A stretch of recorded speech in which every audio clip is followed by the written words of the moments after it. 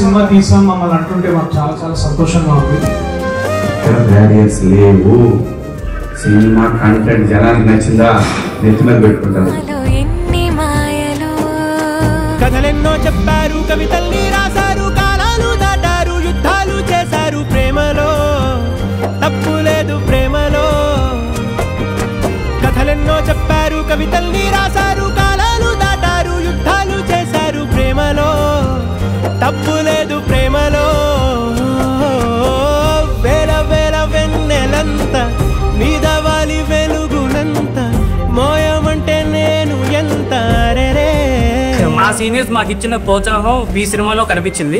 Lawyer గా నేనే లేచి ఇలా కొట్టి సీటు లెగాలి అని ఫీలింగ్ మనకి తెప్పించానంటే ఎవరైనా టచ్ చేయాలంటే భయపడే సబ్జెక్ట్ ని మన తెలుగు ఇండస్ట్రీ వాళ్ళు సక్సెస్ఫుల్ గా చేశారంటే అది మన పెట్టడం. ఆ టెంపో చూస్తే జైబీప్ తర్వాత అంత గొప్ప సినిమాలు పైకి నాటకాలు. మంగపతి మన వరకు రానంత కూడా మంగపతి రాంగ్, మన వరకు వచ్చాక మంగపతి రైట్. దాని మీద మీ ఒపీనియన్? రాజ్యాంగానికి మన మనస్సాక్షి మధ్యలో ఉన్న మ్యాటర్ బేసిక్లీ ఎనీ లాయర్ గా నేను ఆలోచించింది ఏంటంటే what is ration. Mangapathi correct, ఆ కరెక్ట్ ప్రూవ్ చేసుకోవడానికి అతను ఎంచుకున్న దారితో. అలాగే ప్రియదర్శి గారు లాయర్లకు పోటీ వస్తున్నారు. అమ్మాయి వచ్చి ఈ రోజు నా 18th year బర్త్డే అనేది హక్ చేసుకుంటాడు hero. What is that maturity? అలా హక్ చేసుకొని లవ్ చేసినందుకు జరిగిన కాన్సిక్వెన్సెస్ మొత్తం ఈ కేసు కానీ ప్రొసీడింగ్స్ కానీ ఇదంతా అవన్నీ అయిపోయి లాస్ట్కి వచ్చినప్పుడు ఈ రోజు నా 18th బర్త్డే అంటే ఇప్పుడు హక్ చేసుకుంటే నేను జైలుకి వెళ్ళను కదా. But maturity is purely a subjective matter and it is always it is to do with the individuals. ఈ సినిమా ద్వారా నేను నేర్చుకున్నాను, నా ద్వారా అంటే జగదీష్ అన్న ద్వారా ఇంతమందికి అంటే తెలియడం నాకు చాలా హ్యాపీగా ఉందండి.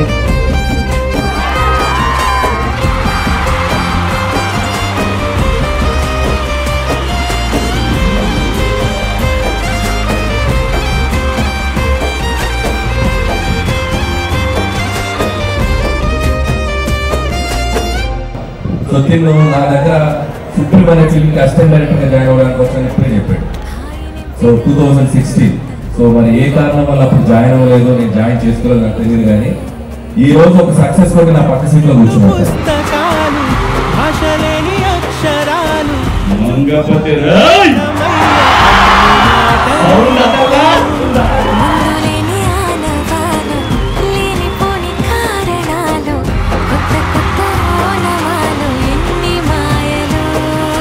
కథలెన్నో చెప్పారు, కవితల్ని రాశారు, కాలాలు దాటారు, యుద్ధాలు చేశారు, ప్రేమలో తప్పు లేదు ప్రేమలో.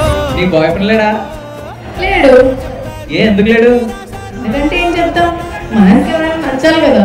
మనసా అసలు అదో మెటీరియల్ ఉండదా? ప్రేమలో